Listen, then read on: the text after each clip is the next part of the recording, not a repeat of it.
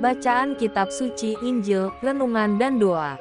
Selasa, tanggal 5 September tahun 2023. Alangkah hebatnya perkataan ini, sebab dengan penuh wibawa dan kuasa Ia memberi perintah kepada roh-roh jahat dan mereka pun keluar.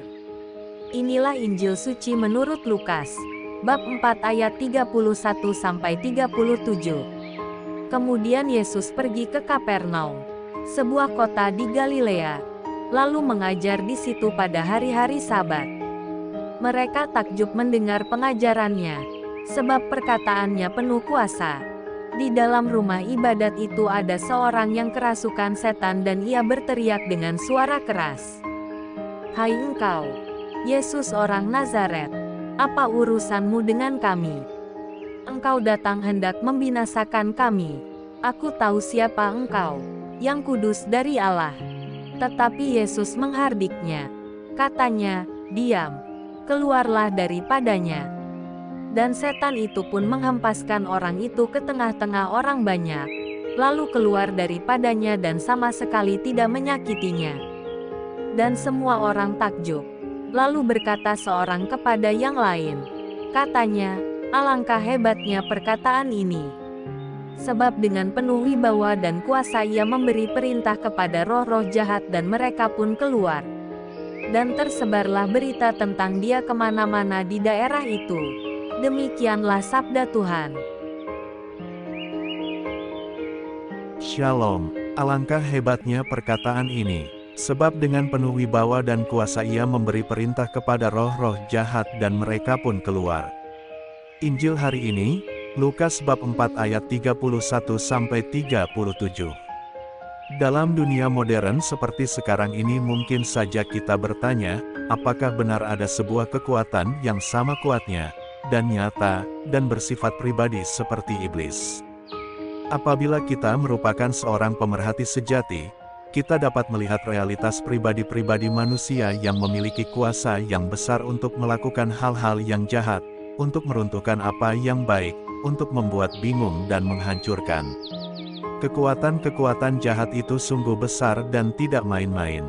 Kita melihat di sekeliling kita iman pada Allah yang benar telah melemah.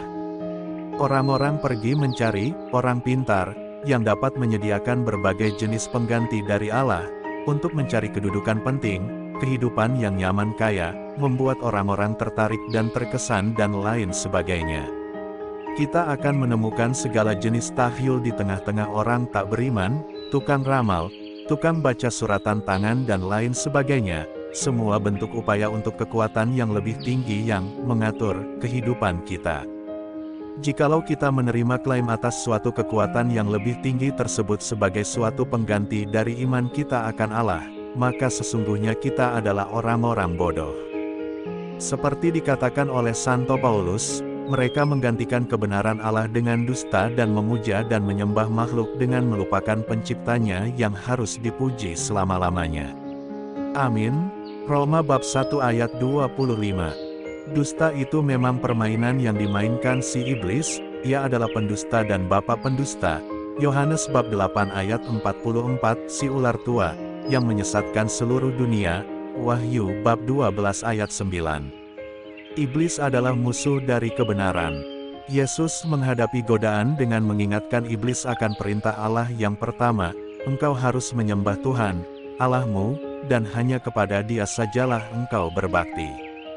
Lukas bab 4 ayat 8. Pesan Injil hari ini adalah, hanya Yesus Kristuslah dengan kuasanya sebagai firman, sabda Allah, yang dapat mengalahkan kuasa iblis. Dialah, yang kudus dari Allah. Lukas bab 4 ayat 34. Marilah berdoa. Ya Tuhan Yesus, bukalah mata kami agar dapat melihat kebenaran bahwa kuat kuasa Allah senantiasa lebih kuat, bahkan sempurna ketimbang kuasa iblis dan roh-roh jahatnya. Kami mohon agar berkat pertolongan-Mu lewat Roh Kudus, membawa kami kepada kemenangan. Amin. Tuhan Yesus memberkati. RHPE Channel.